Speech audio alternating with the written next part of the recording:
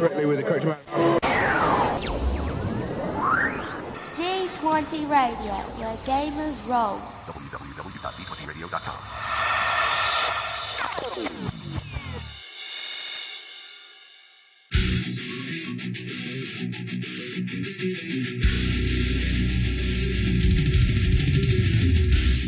Welcome to Me and Steve Talk RPGs, a podcast where me and my friend Steve try and help you get the most out of your role-playing game experience.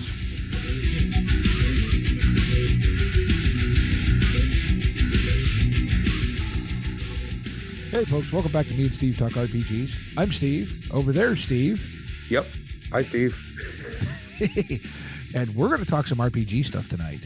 But before that, when this drops or releases for air, there will be about a day left on the Kickstarter for Gamer Nation Con 9. Yeah, Gamer Nation Con 9. That is the best little gaming convention in Texas.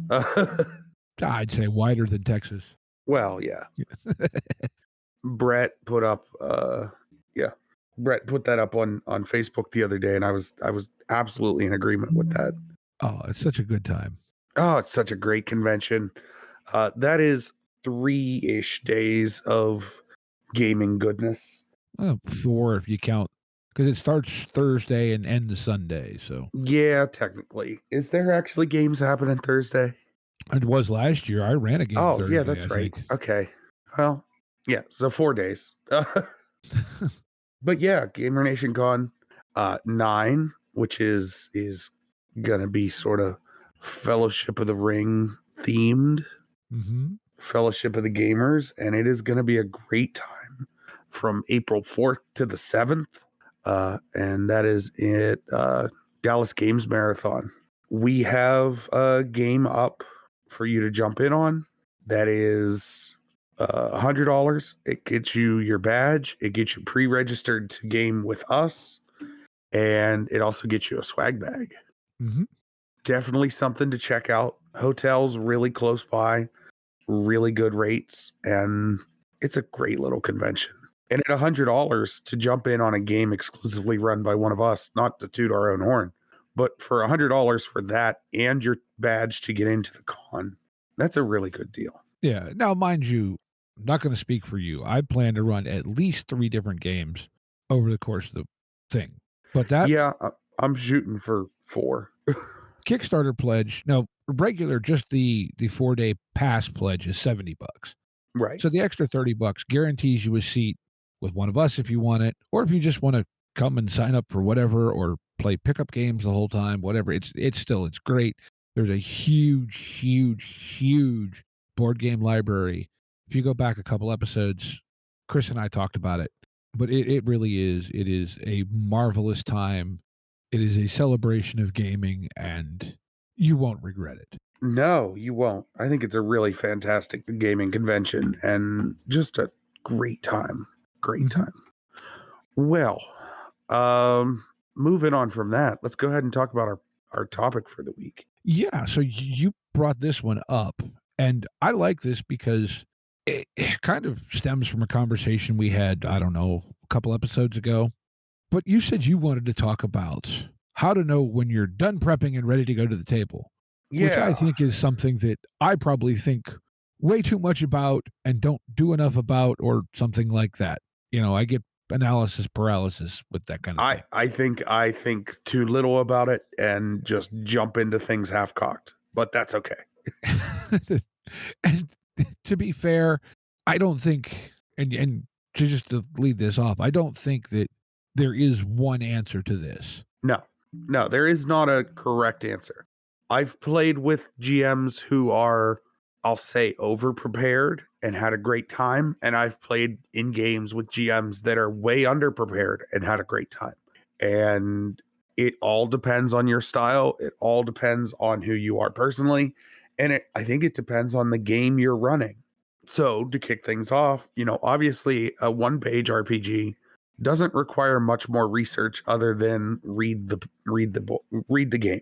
And that takes all of 10 minutes? Not very long in any case. Yeah.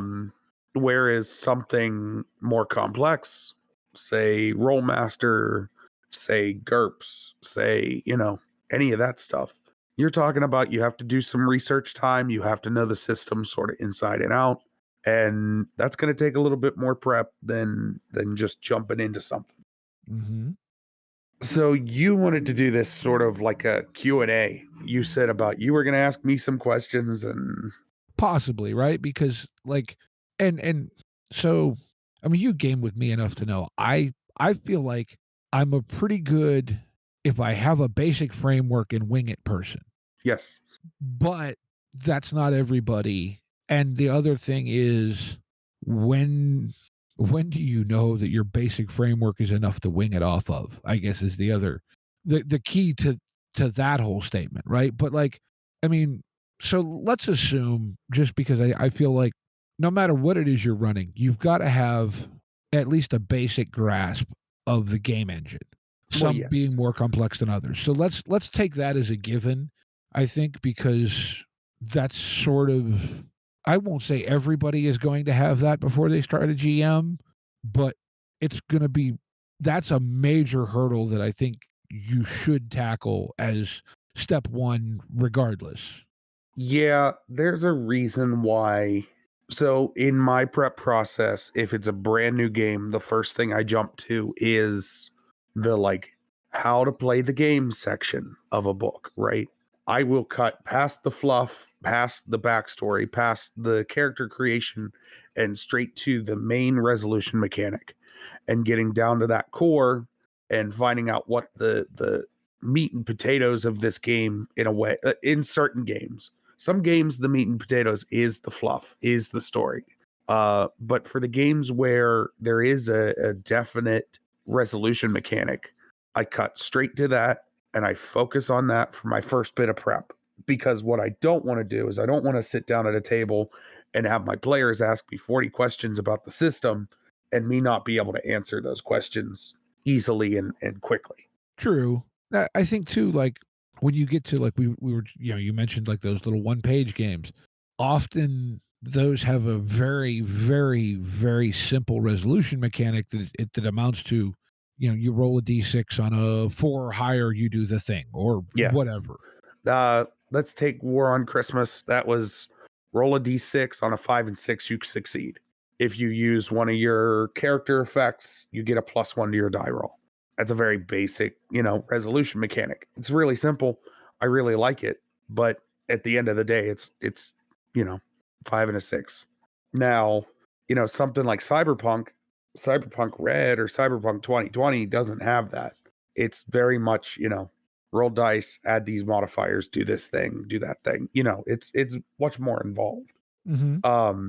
And understanding the core and maybe not all the minutia is where you're going to save yourself some time and also be best off, in my opinion. So you don't have to know. I feel like in some cases you don't have to know all the minutia. Like, let's go to 5th edition, right? I don't necessarily need to know what how much fall damage someone takes at any given level. I don't necessarily need to know that information. That's information I can look up later. But I do need to know is, when we're entering combat or when we're doing checks, what are we asking for? What are we asking the players to do? Mm-hmm. Are we asking them to roll dice, add numbers? What numbers are we asking to add? What are we trying to accomplish here? Your basic target numbers, stuff like Right. that. Which, Yeah. in a lot of that stuff is readily available, on the inside of GM screens and that kind of thing. Right. Which now, and this has gotten mentioned before. There's a lot of debate that goes around about whether, do you like to GM with a screen? Do your players like you GMing with a screen? Does it create a barrier, et cetera, and so on? I think depending on the setting, if you don't want to GM with a screen, make yourself cheat sheets. And that could be anything from just notes that you've taken to things that you've sat down, compiled, and printed out, depending Lay on the what you want to screen do. down on the table right in front of Yeah. you. Just lay Yeah. it down like a mat. If your players don't like you rolling dice behind a screen, or you don't like rolling dice behind a screen, lay it out for yourself. Or if you're playing virtually, I have that stuff up As soon as we start playing, I bring like 6 or 7 different file images up and have it right in front of me. Mm-hmm. Yeah, and for some games too, I've seen. I believe Scott Zumwalt made one for Something Strange. His Genesis setting. But I've seen this happen more and more, and you can even do this if you can get like the digital to print inserts for a GM screen. Print Right. them out and just put them in those little sheet protectors or whatever, and you can keep them laying down on the table right in front of you. It Oh, gives yeah. you the information really accessibly, but doesn't create that barrier. It also gives you a handout when there's questions. Mm-hmm. So when somebody starts to question, oh, are you sure that works that way? You hand them the little sheet. It's ripped straight from the book and go, this is what the book says. Mm-hmm. It assuades a lot of that because I find I had a conversation with somebody the other day and they were like, well, what if somebody questions me or my knowledge of the system? Okay, let them question you. Let them question your knowledge. They want to make sure that their understanding and your understanding are the same. Mm-hmm. As long as you're not like, if you're making something up, say, I don't know what the book says, but I'm going to do it this way. Okay. All right. Perfectly fine. You're the GM. You can make that ruling on the fly. As long as it's fair, as long as it's, respectable to your players and everybody's cool with it, you're good to go. But if it is something that you don't want to make a ruling on the fly and you actually want to bring it up to somebody, or something and they're, somebody's arguing with you, show them where you know it from. Show them, right here it says this, it lays it out like this, it's written like this. You know what I mean? Like, it's very much beneficial to be like, the book says this, so I'm doing this, right? Book Mm-hmm. says X, so I'm doing X. Right. If that makes sense. And something you touched on too, for games that have skill lists, be it Yes. D&D, be it Delta Green, be it Cyberpunk, etc. Something that I, as a GM, find incredibly useful to do, I keep a blank character sheet Mm-hmm. in front of me, just because I can glance down and go, that skill. Give me a I check on have that been skill. in a bind before and on multiple occasions been like, hey, person who's not in this situation, let me see your character sheet real quick. Just because I may not have that piece of information in front of me, but somebody at the table, everybody at the table should have a character sheet. You know what I'm saying? Mm-hmm. And I can just grab it off somebody, go, okay, I need this type of check. And we move on. There's a lot of really useful information on character sheets in a lot of cases. And having that information in front of you is a very helpful thing. And then it also helps if you have new players or you're running a con game or it's a one shot, you can go, okay, so you're looking for this number that is in the upper left-hand corner on the column to the right. Mm-hmm. You can point the person to directly where they need to be looking. They can find that information quickly. You're not spending, I don't want to say hours of time, but you're not spending excessive amounts of time trying to find information on a character sheet because you're not 100% sure where it's at. Right. Just having that quick reference in front of you can really help out a lot. And so all of these prerequisites are me giving advice on how I do things quickly and dirty, right? So I often refer to my GMing style as quick and dirty. That's because it is. I write for my prep 90% of the time once I'm past system mastery, understanding character creation. So that's the next step. So the first step is system mastery, getting that core resolution mechanic, figuring out what's expected of the players to be doing in this game. The next step from there is then character creation. Whether I'm making characters for myself to hand out at the table or expecting my players to make characters, I need to know how character creation goes. I just do. And it makes it a little bit easier. It also can sometimes help you understand where they're putting emphasis on a game, right? Mm-hmm. So that's the next step. Obviously, that goes, you follow the book, build a character out, build a couple characters out. I will, especially when I'm first learning a book and I'm going through character creation, I'll do like 4 or 5 characters at a clip, just That way I have everything ready for the handout. You know what I'm driving at there? Oh yeah, yeah, it does. It helps. Plus, it just again, it familiarizes you with kind of it's sort of not just understanding the mechanic, but you understand a little more of the application of it. Yep. Yep. And I might run through I might take one of those characters and run through a quick scenario with myself. You know what I mean? Fair. I'd never actually thought of doing that, but that makes a lot of sense. I might run through a quick, like, if it's a combat focused game, I'm gonna run through a quick combat session. I'm gonna be like, okay, well, some of this doesn't matter, some of this matters, like D&D movement's important, but at the end of the day, if you're just trying to learn the core resolution, you don't need to worry about movement. It's just not important. You do need to learn about, again, what dice am I adding? What numbers am I adding here? What's my damage? What's my to hit? What's my proficiency? What's my weapon? All that information, and going through a quick, whereas like when I ran Call of Cthulhu for the first time, I sat down and went through not a full investigation, but like one round of like searching for a thing. Mm-hmm. Like I set a target and I did this and I did that. I followed basically the steps of like what they recommend on how to do that. So I knew going into that game, okay, when I expect my players to do this, they need to do this, and this. Once I have what I refer to as the roots of a game, now obviously some games are way more narrative. Some games are way more story driven. Some games, barely have a resolution mechanic.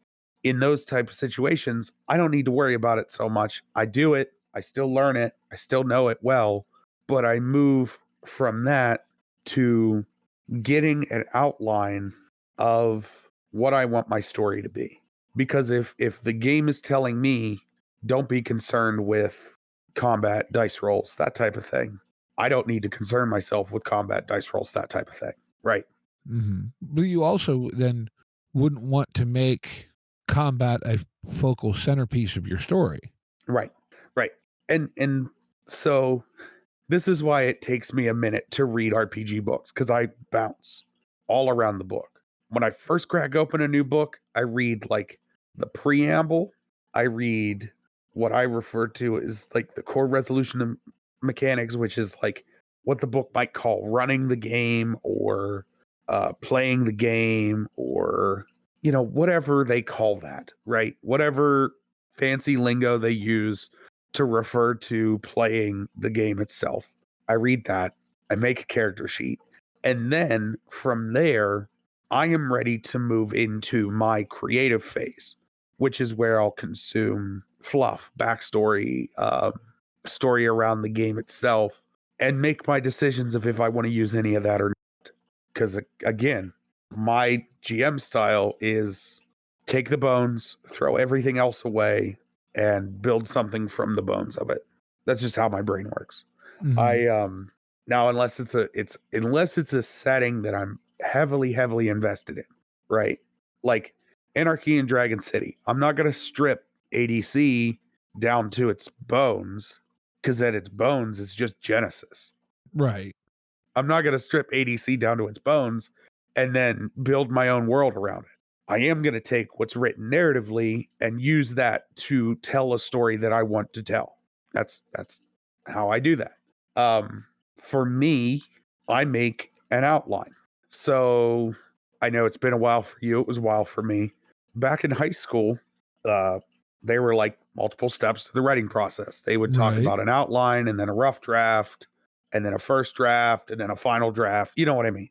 Right. That outline, which is a series of bullet points, I always make one of those at the very least for running my games. I make a bunch of bullet points that I want to hit. And if it's a setting that I'm not as familiar with, I may go into more detail, maybe take that next step into what would be a rough draft. If it's a setting I'm very familiar with, man, I am not doing any of that extra stuff. I am going to make my outline. I'm going to hit my bullet points. I'm going to make those either the focuses of the campaign or the focuses of the session. And that is it. I'm not putting tons of detail because I have one of my strengths as a person, as a GM, is my overactive imagination and my ability to create on the fly. So understanding that I can take something I wrote, elaborate on it at the table, and not have to fully flush that out gets me moving faster, right? Mhm. It cuts down on that time between game to table. Fair. So at what point do you start worrying about, and feel free to tell me if I'm putting the cart way in front of the horse here, but at what point do you start worrying about, do you need key NPCs and stuff like that? During that outline process, if I'm laying it out and I'm going, let's build out a cyberpunk campaign real quick. Mechanics all aside, I want to take a group. I want to have them steal a thing. I want to have them fight a group of enemies. After stealing that thing, I want them to find out some reveal about the thing that they stole, and then maybe I'll have that thing stolen back from them, and then we have a final climactic fight over getting the item, getting the MacGuffin. Mhm. I know I need a quest giver, right? Because I want them to steal a thing. I know I need an enemy NPC because I want them to be angry enough that they want to get their thing back. I Mhm. know I need guards and, say they're robbing a museum or say they're robbing a, whatever. I need guards and people to fill out that world. Now, some of those people aren't key NPCs, and it's not super important that they have names or they have any sort of anything, right? But I know I have like the quest giver, a bad guy, uh, maybe another quest giver, another bad guy. You know what I'm driving at here? Right, right. Like, I will say, for me, like, when I ran Cyberpunk Red at Gamer Nation Con last year, I made up a handful of basically just generic bad guys, slightly different gear, whatever, and I just kept reusing them. Works. Slap a different name on them. Different piece of gear or something if Yeah. your players are looting the bodies. But basically you need the skills for NPCs like that. You need the applicable skills for whatever the interaction is and a little bit of stuff. And that's it. You don't need a full-blown character sheet. No, I really hate when I look at, it's one of my biggest turnoffs in a game is when I look at your section on NPCs and you want me to just build basically a full character. That's not necessary. I break it down into two categories. Is this character going to fight or are they not going to fight? If a character is going to fight, they need more stats than a character that's not going to fight. That's the fact of the matter. If a character is never going to get in a fight, I don't stat them out to die. There's no point in it. If they're just a quest giver and you know that they're not ever going to be anywhere near the battlefield, and unless your PCs lose their mind and attack the quest giver, you don't have to worry about that quest giver having the stats necessary to be in a fight. Just a fact. And Mhm. if they do, and say you set everything up, and instead of them taking the quest, they decide to pick a fight with the shopkeep, grab the stats from one of your big bads, and there you go. It's statted out, ready to go for you. Mhm. It's the genesis idea of slap a different name on it and describe it differently, and it's a different thing. Mhm. Uh, Well, that was like, it didn't dawn on me until he said it when we talked with Phil and Brett about Mechasis, and I asked about kaiju, and Phil looks at the camera and goes, "You mean like a big giant mech with a reptile skin over top of it?" yes. And Yep. I went, "Oh." Yeah, no, it's I again, it's a little bit of granularity on my end, but I break it down to, is this person going to see combat or not? Or is this person going to need, the way I sort of word it in my brain is, does this NPC need stats? Because if they don't, if there's no reason to give them stats, don't waste your time statting NPCs. Don't. It's not worth it. You can spend your time better doing things, doing, investing more time into parts that you find more important. Because at the end of the day, an NPC that doesn't need stats is really just wasted time that you ended up statting. Mm-hmm. Because it's time that you could have spent, investing into your story, investing into your world, investing into descriptions of the item that they're, dealing with, or things like that. That's like, I only put so much information on a page before we sit down and play. And the reason I only put so much information on a page is because there's only so many questions you can account for. Mm-hmm. And the majority of the time, in my experience, the questions that you don't account for are easily, I don't want to say hand waved, but easily explained away with a little bit of brain power. Okay. So let's say we go to a bar in Night City. I'll write the name of the bar, some witty name, and a vibe, right? Like if it's a dive bar, I'll write dive bar. If it's a yuppie joint, I'll write, expensive. If it's some, biker bar, I'll write biker bar. If it's, you know what I'm driving at here? Right. Just kind of a key word or something to know what you're aiming for. Right. And then from there, I won't I'll maybe grab a map of what the inside looks like, but I'm not going to sit down and be like writing all the adjectives to describe the inside of this bar. Mm-hmm. Because if I write a dive bar and my players walk into a dive bar, they're going to ask me, they're going to be like, well, what's the inside of this place? I'm like, well, it's really loud. There's heavy metal playing. It's smoky and dark. Everybody's kind of shading their eyes because you open the door. Like, you can evoke a feeling of a place without having to sit down and write all the details of that place out. If you need those details, I'm not saying that's the wrong way of doing it. If you have to write out details of a location because you have a hard time just on the fly drawing inspiration for locations, go right ahead and write those details out. Fill in as much information as you need for that location. That's fine. I'm saying for me, when I'm running something that I'm familiar with, I will describe things that I'm familiar with, right? Mm-hmm. Like, I've been to a lot of dive rougher bars. I've been to them for one reason or another. They typically have good food. That's all I'm saying. And I know that, like, if I walk into a bar and I open the door and immediately get hit with the smell of cigarette smoke and just loud, angry music, I know the kind of place I'm walking into. I know that it's a dark. I'm going to get cheap beer. It's going to be, don't make eye contact with nobody, just go in, get your stuff, get out, and, try and not stir the pot.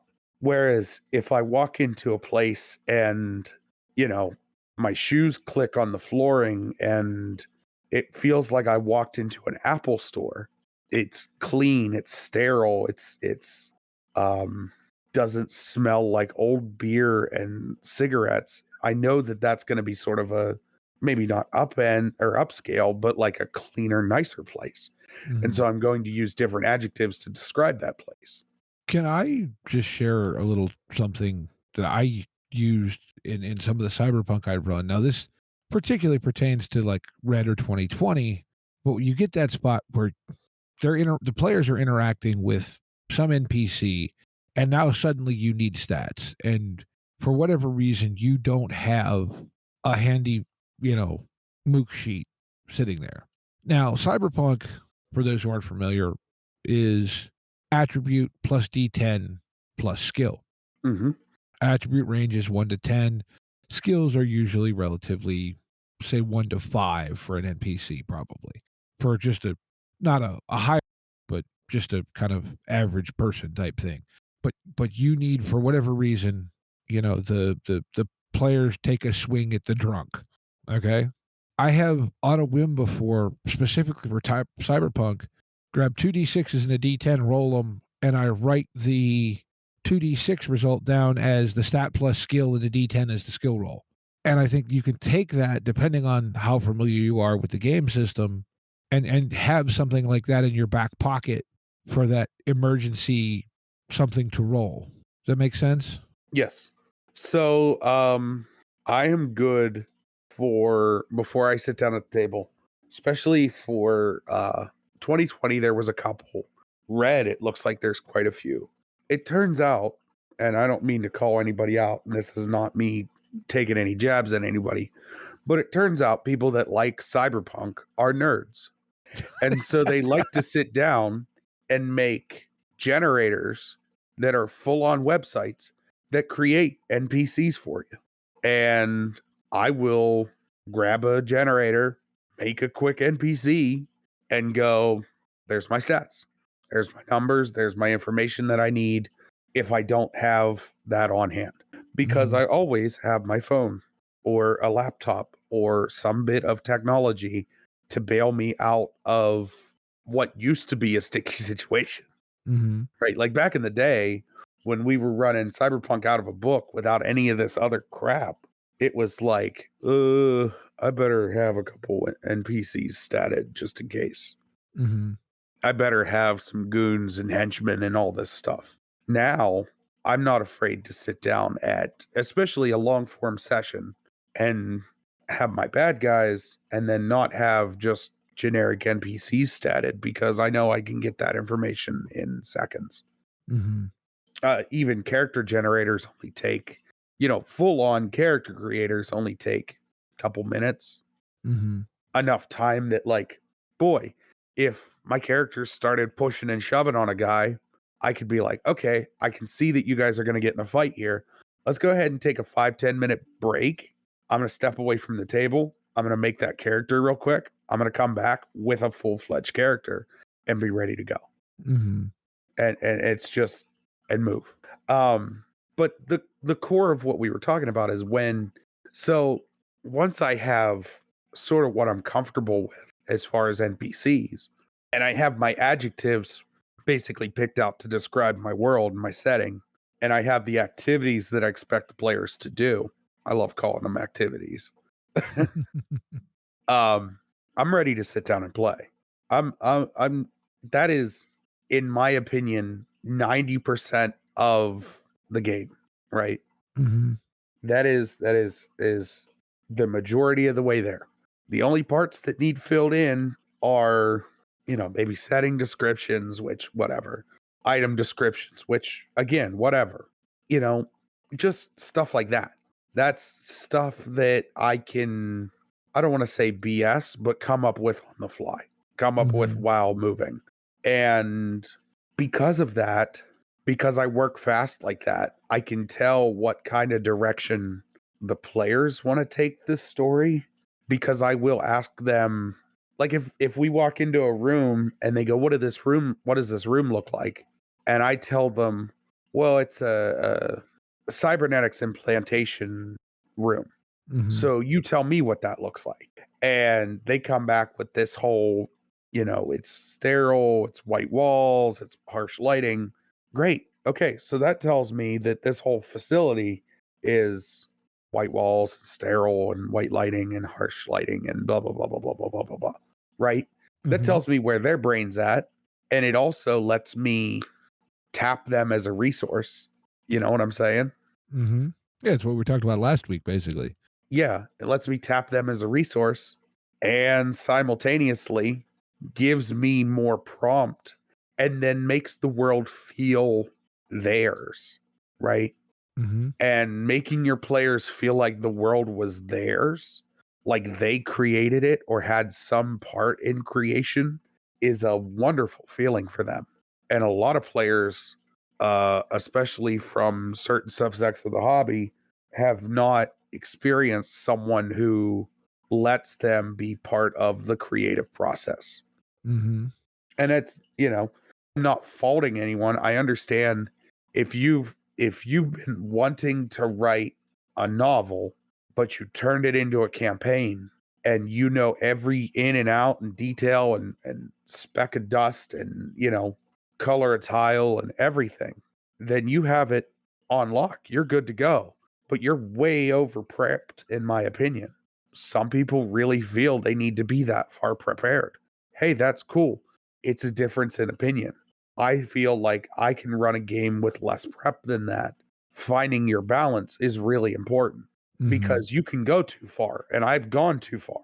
And I've taken, like, I have multiple Word documents that have way too many words in them because I ended up going crazy and just writing basically a short story instead of writing a campaign. And I think a lot of people get hung up and think they need to write like everything down, and not everything needs to be written down. Not everything needs to be fully flushed out. Not everything needs to be fully specced out, because there are things that you're going to put on your paper that the players aren't even going to see because their brain works differently than your brain, and they're going to go in a completely different direction. We've talked about this a lot where, what do you do when you expect the players to go right and they go left? We go left. What was to the right maybe moves to the left, but we go left. Do you think, and I know we've talked about the I don't know exactly what we want to call it, but how as GMs a lot of times we worry about what the players missed. I don't ever worry. Well, I worry a little bit, but if I feel like it's something important enough, I will just move it and put it in their way so Okay. that they get to see the big set piece. But what I'm driving at is with as you're saying, doing this kind of outline planning. Do you think you set yourself up for a little less of that because you're just basically going, okay, here's the high points. I'll hit my high points, whatever direction they go, and you're not worried about, okay, like you were just talking about, you have this room and the color of every tile and the curtains and the this and the that and everything else, and then your players look in the door and keep going. Yeah. And then, so if you're just outline planning and you have ornate room, do you think for you as a GM that causes a little less anxiety, if you will, because you don't feel like you put all that work in to not have it pay off? Yes, absolutely. So let me maybe give a little bit of history on how I developed this uh, method. I ran a long form campaign while I was in college for D&D. I really genuinely thought at the time of starting that campaign, I had to have everything written down. I had to have all the details, all the notes, all the room descriptions, all the character descriptions, all the animal creature descriptions. I had to have fights statted down to a T. I had to have everything. I found them the other day, and I don't know where they're at right now. I found some of my original notebooks from back when I started playing D&D, and it looks like I was writing some sort of fantasy novel. It does. I'm genuinely serious. If there weren't just random like monster manual pages noted in the description, I think that I was writing some sort of fantasy novel. But I learned from playing with my friends. I learned from playing with strangers that the best laid plans of mice and men. I learned that no matter how much I put and no matter how much time I invest into, giving these grandiose descriptions and these massive backstories and all this detail, no matter how much time I spend on that, it can all be thwarted by a player not caring, making a left and going a different direction. And so I just went, all right, fine. If they're going to go ahead and screw up my plans need to be fluid enough that it doesn't matter. It doesn't matter. Like when I have an outline, like you said, high points, I want to hit these points, and how we get there is how we get there. And I maybe have some traveling notes. I maybe have some stuff in between and blah, blah, blah, blah, blah, blah, blah. But I have points. I have high points that I want to hit, low points that I want to hit. Everything in between is all freeform. It's all freeform. And the reason for that is just, again, like you said, it assuades some of that. Oh man, I spent 3 hours writing up this entire puzzle room that the rogue skipped in 10 minutes.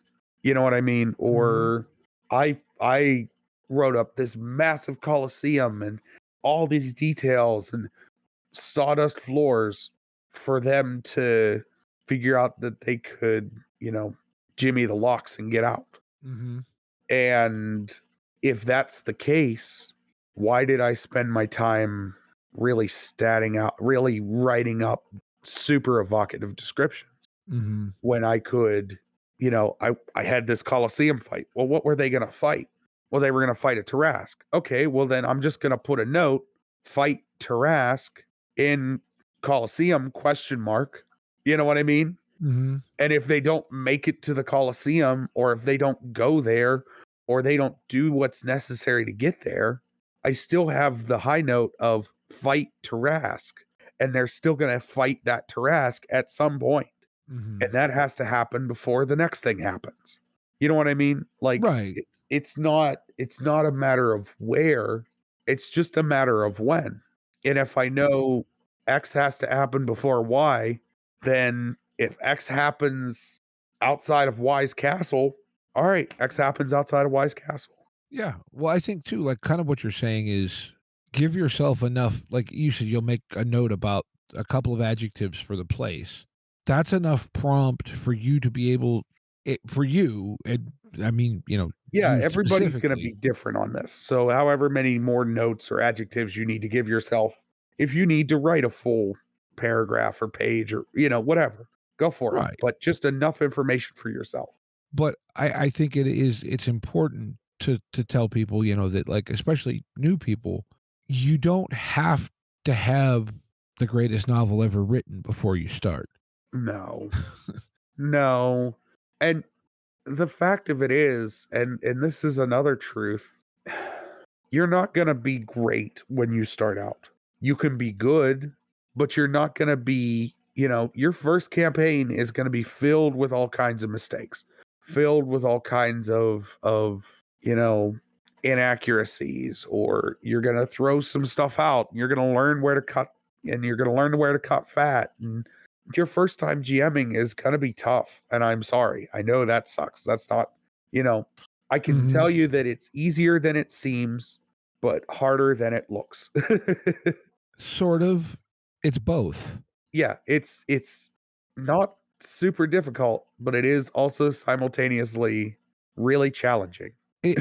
Is it fair to say, do you think that the trick is to manage your expectations of yourself? Yes. Yes. Um, you're not always going to know what your strengths or weaknesses are as a GM starting out. You're just not. Not until you run a game, not until you play a game. And this episode particularly is very much that, another one of the episodes where it's like, hey, look, if you're a new GM and you're sitting and you're like, man, I want to play this game, but I don't know where to start. Or I want to play this game. I've done all this research. I have everything prepped. I need to do more research, or I need to do more of this, or maybe it's time to just start. The issue, and this is where a lot of people, and I know you get hung up on this. I would get hung up on this. I get hung up on it periodically, and I just have to push myself past it, of the idea of, oh, I don't know enough about that. Whatever that is. If it's, esoteric rules or straight up like combat resolution stuff. If you're sitting there and you have the majority of your campaign plotted out, but you're going, oh, I need to do more research. I need to do more research. I need to do more research. Maybe you don't. Maybe it's time to start and see where that story goes before you start doing research into something that doesn't matter. Mm-hmm. Because it is frustrating when you put that research into something. Exactly. But another trick that, say you struggle with names, right? There's plenty of name generators out there. You can have them on your phone. You can use them at the table. Another trick you can do, just write down, keep a Google Doc or something on your phone. Just when you come up with a name that you think that sounds cool, throw it in there. Then when you at the table and you need a name, you pop open that doc, scribble the name down on your notes as to what you use that name for. Yeah. That works. So just have a list of names. I know there was a podcast that I listened to years ago that they literally called it the NPC name bucket. And one of the things that they had patrons for their podcast through Patreon, and one of the things you got to do as a patron was give them names for the name bucket. And they would literally just pull a name out of the bucket at the table live during the session, and away they went. Yeah. And another tip for prep, and this is maybe a little advanced, but I was not listening to an old episode of the Order 66. And No, never. nope, never listened. But they were talking about how Jay Little will quick prep for Star Wars. He literally takes a piece of paper and in a column will write the entire alphabet. And then off Okay. each letter, he writes a word Ooh. that he associates with Star Wars. It could be a Okay. name, it could be a place, a creature, anything. And he literally, just as he's going, when he needs something, he looks over at the list. Nice. And That's they good. said he will literally he will do a pickup game with just that. Hey, that's cool. I dig that. I'm not comfortable enough with Star Wars to do that, but Well, but I could see myself doing that with game of other choice. games. Yeah. No, I know exactly where you're coming from. That's a cool idea. Honestly, names, I'm really bad with names, but I like to play games set in contemporary settings. So names are kind of easy. Mm-hmm. Like, I'm not gonna lie, I use names like people I went to college with, Yeah. crap like that all the time. No, I can't tell you the number of NPCs that I've named Bob. This is Bob. Why is his name Bob? I don't know, because I couldn't think of something better. Yeah, That's I his spelled name. it backwards. Yeah. It's one thing if I'm looking for like, boy, you know, I my brain associates different fantasy races with different uh areas geographically. So like elves, perfect example of this. For me, when I go for an elf name, I bring up a French baby name generator and start picking, you know, French names or, you know, orcs. I always felt that orcs are kind of Eastern European. So maybe I'll go, you know, Russia or, you know, Poland, something like that, and grab just names, just names that aren't in the language that we speak normally. And yeah, you might run into somebody that speaks that language. Hey, that's cool. Glad you speak that language. This guy's name is Pierre, and he lives here, and that's what he does. You know what I mean? Like, Yeah. it's nobody is gonna like fantasy names are especially hard. I think cyberpunk names are stupid easy because you could either name them normal, you know, you could have a quest giver named Justin, or vice versa. In cyberpunk, especially, you give them a weird, crazy handle. This is Ghost. This is uh, you know, uh, good grief. Oh, I'm trying to think.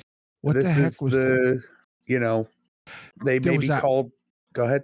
I think Artal used this in something in Red, but there was a podcast that played 2020, and I forget the name of the podcast now. But one of the hacker NPCs and it was Alloy Knight. Yeah. Or, you know, I go to the movie Hackers. Everybody in the movie Hackers had some sort of synonym. This is serial killer. This is crash and burn. This is zero cool. This is Nikon. Like, hey, you know, it's cyberpunk world. You don't have to give a real name. Everybody's got an alias. Everybody's got a handle. Maybe you Mhm. don't have a handle. Maybe that's your whole thing. That's a plot point in that movie. One of the characters doesn't have a handle and is like, "Can you give me a handle?" And they're like, "Yeah, no." Like the Latino guy in Boondock Saints trying to Yeah. come up with his catchphrase. Or you know, I know that was his name, but they called him Sphinx in Gone in 60 Seconds. That's a cool name. Mhm. That's not, you know, not the name of a person you would run into. That's just a descriptor. You know, they call him Axel. Why do they call him Axel? Well, because he's a nomad. He drives the fan, right? Like, Mhm. start stealing from video games. If you play video games, you know video game character names, rip them off. Maybe don't call maybe don't call a big barbarian fighter Kratos. but make it a little less obvious. Mm-hmm. Your players are never gonna they're gonna be like, oh, that's cool. And a lot of Well, times if you make it less obvious, they're not gonna be able to put two and two together. but especially in the cyberpunk genre, you can do those pop culture references because maybe that's a clue that that character or someone in their past, idolized, you know, like he goes by Monkey because he was a big fan of Corn, Right. you know, or Yeah. anything like that. I called I played with a group of people that weren't big Red Hot Chili Peppers fans, and I named a rocker boy Flea because I felt like it. And they didn't catch the reference because that's not their kind of music. Cool. You know what I mean? But in a Like, cyberpunk setting, you can use that as a like what didn't I name that Bootsy Collins inspired solo I played in your game Star Child or something like I that? think, yeah, something like that. Um, and in fantasy, you can do the same thing. If it's a big barbarian person that carries a hammer, call them the Hammer. Or call them Tiny. Yeah. Or, uh, not everybody needs a real name. Give them a nickname. Give them they call me Ironheart. Okay. Ironheart, whatever. You know what I mean? Like, not everybody needs like, you don't have to think too hard about names, Well, and in some my of that opinion. too can be like an amusing diversion at some point in the game. Like, Yeah. well, remember MASH made a whole episode out of the fact that BJ Honeycutt's name is BJ Honeycutt. Uh-huh. I mean, look at MASH. Or not MASH. Look at MASH had a character named Radar. That's not his real name. You know Mhm. what I mean? Like, look at the A Team. Yeah. Uh, they all have aliases they go by. You know, and then I've heard of somebody was running a Delta Green game, and two of their player characters were Agent Scolder and Mully. All right. Hey, whatever. You know what I'm driving at here, though? Like, don't think too hard about names. Names are kind of easy. It's for the amusement of your entertainment and amusement of your table. Right. And then that goes back to, I don't give names prior to introducing that character. Unless, and this is the caveat, I've come up with a really good one. In which case that goes into the outline. So, if the quest giver is having you go, so let's say, oh boy, going back to this imaginary campaign that I'm setting up. What I'm having the team go steal is Johnny's silver hand. Like, Johnny Silverhand had silver hands. It's on display in a museum. The quest giver wants you to go get it. Go get it. The quest giver might be, Mr. Lim, right? Like, it's going to be something goofy. It's going to be something, you can call me blah, blah, blah. One of my favorite movies is Reservoir Dogs. Reservoir Dogs, the whole point of that, one of the whole plot points is we don't want to use our real names because that's how people like us get busted. If I don't know your name, you don't know my name, and I go down, I can't be like, well, I did this job with so and so and so and so and so and so and so and so. If you only know me as Mr. White and you're Mr. Pink, then I go down and they ask who were your accomplices. I don't know their names. It was a Mr. Pink, it was Mr. Brown, it was Mr. Red. Like, that's the whole point of that movie. And it's a valid point. It's a valid point. In a heist, if you're not an established heist crew and you're just an assembled group of people, maybe you don't need to know each other's character names. It's the same with Delta Green. Delta Green does that where, agents have handles. Mm-hmm. You know what I mean? And so that's one of the things that people get hung up on. They're like, oh, I got to give these characters names. Oh, you really don't. Give them a personality, give them basic attributes and the bare essentials of what they need. And you're good to go on that. You don't necessarily have to come up with a name. You could come up with a name on the fly. Or I mean, if you're really bad at names, then sit down and write, give them each a name. Pick a letter of the alphabet and give them a name from it. Mhm.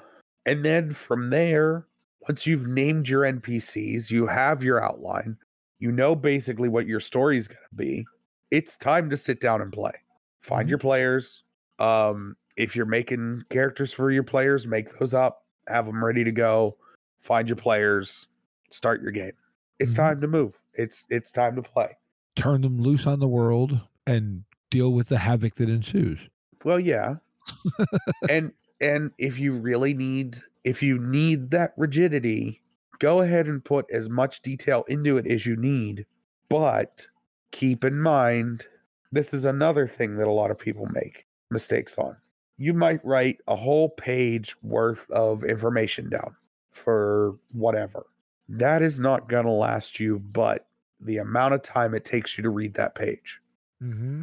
So you got to keep in mind, you're going to be playing this game for somewhere between, let's say, 2 to 8 hours, right? Mm-hmm. 2 on the short end, 8 on the long end. You got to have enough information, or you got to be able to keep the story moving at a pace where you're not sitting for too long describing too much. Mm-hmm. Because if you're just pontificating elaborately on the rooms that they're in, on the setting that they're playing in, on the this, on the that, it's not playing the game. It's just you describing at some people a location, a setting, a character, this, or that, or the other thing. Mm-hmm. So it's, once you have enough information that you feel like, okay, my gauge is I ask myself this question. Could I start this game now? Could I start it right now? If I still say no, and I still say no because I need to know this, that, and that, okay, that's what we need to focus on. Once I have that information, I then ask myself again, can I start this game right now? If that answer changes to a yes, I stop immediately, finish what I'm writing, and go, okay, now I got to find players. And the entire time I'm doing my outline, I'm keeping in mind up here how long this game is running. Again, we've talked about this. One shots, con games, short campaigns, medium campaigns, long campaigns, right? Mm-hmm. One shots, 1 or 2 sessions. I only need maybe a page of outline notes for 1 or 2 sessions. Mm-hmm. Con games are the same way. 1 or 2 sessions, but I know I need to make character sheets for that. I know I need to make characters to hand out to the table. Okay. Takes a little bit longer. Short campaigns. Boy, short campaign is somewhere between a month to maybe 6 months, Mm-hmm. roughly, depending on how frequently you play, depending on how long you play for. A medium campaign is maybe 6 months to a year. Long campaign is a year plus, right? Right. With a long campaign, I like to break down my long campaigns into acts, 3, 4 acts. And I know that, if we're planning on playing like a 3-act structure, then it's going to be about probably an act every 6 months to a year. So around this time next year, I need to sit down and make a new outline for that next act. And I might make a greater outline where I know, act 1 is going to cover this roughly, act 2 is going to cover this, act 3 is going to cover this. But I won't do the details. I'll break that down granularly as time goes. I may not actually sit down and outline each session. That may not be necessary. But it depends on how much detail I put into my acts. That makes sense. Mm-hmm. But yeah, for short form campaigns, really you only need about a page of notes in the way I do it. Some people may need more. Some people may want more. But I feel like with everything else you're juggling in a short form game, a page of notes is the perfect amount. Because sorry, not to go long, but because the reason I feel a page of notes is enough is because with like a short, like a 1-2 session thing, one shots, con games, I'm teaching the game. I'm teaching people how to play it. And I don't need to be juggling rules, characters, NPCs, and my notes all in the same. I don't need to be throwing it all up in the air. But yeah, so that's my way. And that's how I do what I call quick and dirty. And it's just as fast as possible. No. I think that's cool, and yeah, that's a thing that I struggle with at times because I don't know if it's just being self-critical or whatever, but a lot of times I'm like, no, I need to do more. I need to do more, and then you end up getting bogged down because you did all this stuff that you didn't need, and I've described it as losing the forest through the trees. You get caught up in, ooh, this is a juniper. Ooh, this is a birch. Ooh, this is a this. Ooh, this is a that. And you lose the fact that, oh, I'm trying to find my way out of this. mm-hmm. You know what I mean? Yep. But like I said, the main question to ask yourself is, can I start this right now? And as soon as you answer yes, I think you're just about ready to go. I think you're about 90% there. Makes sense. But with that all being said, let's go ahead and move into Game of the Week. Woohoo! Game of the week. Game of the week. Game of the week. All right. Who's going first? You want to go first? Because I know what mine is. I could go first. Yours is easy. So I found a game. I'm going to grab the link here. All right. I found a game called Bad Comedians in Hell. Okay. It's a 2-pager. It's $1. It is pretty much exactly what it sounds like. All right. This sounds intriguing. You play as a group of bad comedians in hell. Deep within the darkest corners of hell, bad comedians find themselves trapped. To escape, they must face demonic foes with the power of their horrendously bad jokes. Bad Comedians in Hell is an open-ended, minimalist role-playing game. It uses Everything's Fine system. It requires a good deal of imagination, and it's all about storytelling. This is a game that I want to sit down with my friends that have the worst puns, and my buddies that just became a dad, and all the people that like to tell terrible jokes. And I don't mean terrible as in like inappropriate. I mean terrible as in like, why did the chicken cross the road? Mm-hmm. And the answer to that is because. See, you laughed. You laughed, so I win. Fair enough. This is a game that I want to play. This is a game I want to play with a couple drinks. This is a game I want to play with, it's a game I'll play at a table anywhere. This is going in my book or in my bag, like for $1. And again, that's Bad Comedians in Hell. All righty. Well, I got home from work today. I saw a box on my porch. I know your box is very exciting. It was a small box, and it was not one of my wife's Amazon boxes. Woohoo! That's even more exciting. In fairness, I order stuff from Amazon too. But anyway, no, today I got my hard copy of Army Men. So cool. Which, if y'all remember back in May in I think it was episode 122, we talked with Josh Heath and Neil Litherland, who are the people behind this game. And I got the book today. And it is wonderful. Now, yes, it's 5e driven, but it is, I'll read you the blurb. Enter the world of Army Men, a game of tactical plastic. A tactical tabletop role-playing game of plastic people with big resinous hearts. Join one of the nations within the Plastos Federation, an alliance built on necessity due to the incursion of vile plastic monsters known as Vespoids. And literally, you can go back and listen to the episode, but this is a game designed for you to go to the dollar store, buy a bag of plastic Army Men, buy a bag of plastic bugs, or whatever other plastic critters, and use that to play a game. And so, also, and unfortunately, I can't show you this, you can see the image that you see on drive-through, if you go follow the link and look at it, that is what the cover of the printed book looks like. It looks very much like an old Army manual. It's soft cover, but the inside of the book is beautiful. It's got like the artwork to me, it just brings back. We talked about it, I think, at the time. There was that PlayStation 1 game, I think, called Army Men, and the artwork very much has that kind of early digital image, with the weird sort of like texturing, smoothing, whatever. It's just great. Yeah, no, it seems I phenomenal. showed you some of the interior stuff, the pages and stuff. Very, very well put together book. And also, I want to call out as part of the download.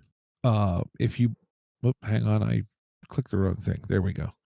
As part of the package you buy now, it does cost $25 on drive-through. Literally released today as we're recording. But as that, you get there's actually 5 different files. You get a desktop. I believe it looks like it's a desktop. You get the PDF, then you have a requisition form and a character builder that you get in both mobile and desktop versions. Now, I opened the requisition form, and I think it has to do with getting gear and stuff for your specific mission. But the character builders I opened it up and looked at it, and this is slick. So the first page of it is a form fillable sheet. You fill in your stats. When you go down to like what would be like feats and stuff in regular D&D, it's drop down menus. It auto populates to your character sheet below, and so you just print it off. And that comes at for $25, you get the book, you get the character, 2 versions of the character generator, and you can just click, done. It's based off 5th edition rules, so you're gonna not have to spend a lot of time teaching people how to play the game. And look, who didn't play with Army Men as a kid? Yeah, no, it's so excited. This is so cool, man. I have been waiting for this game to drop, and let me tell you, $25 for that PDF, $40 for the softcover book. That's a good deal. And this is, a really good deal. Almost 200 pages, I think. Well, 167. I just opened the book and looked at it.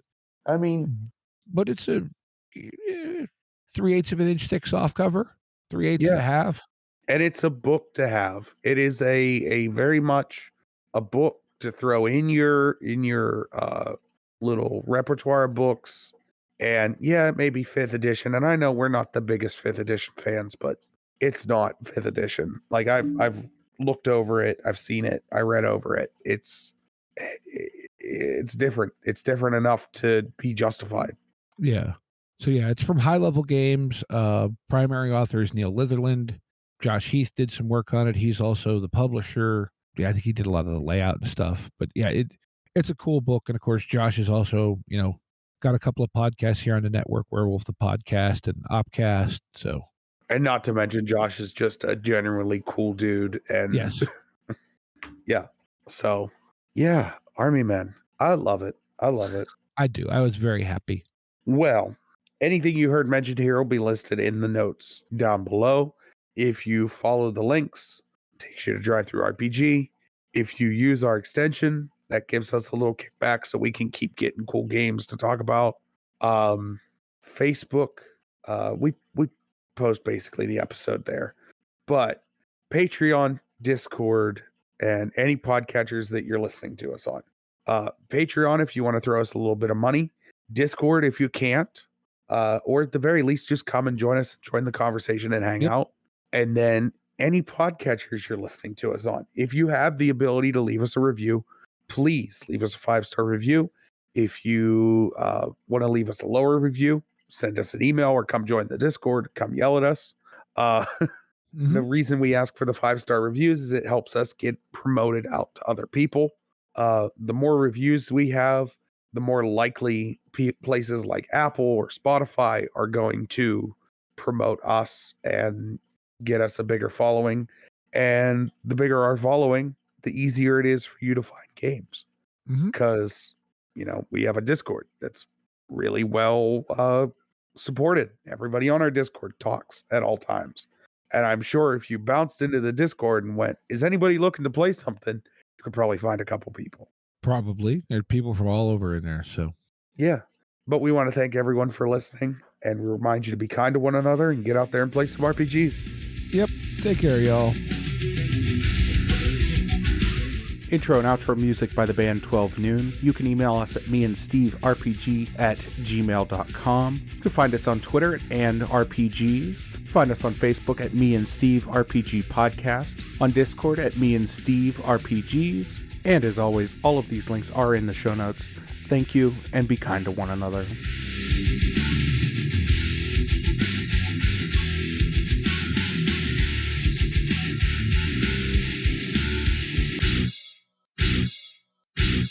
How much for the cigar? Cigar, $20, dog. You gotta go down the street to the store and buy that.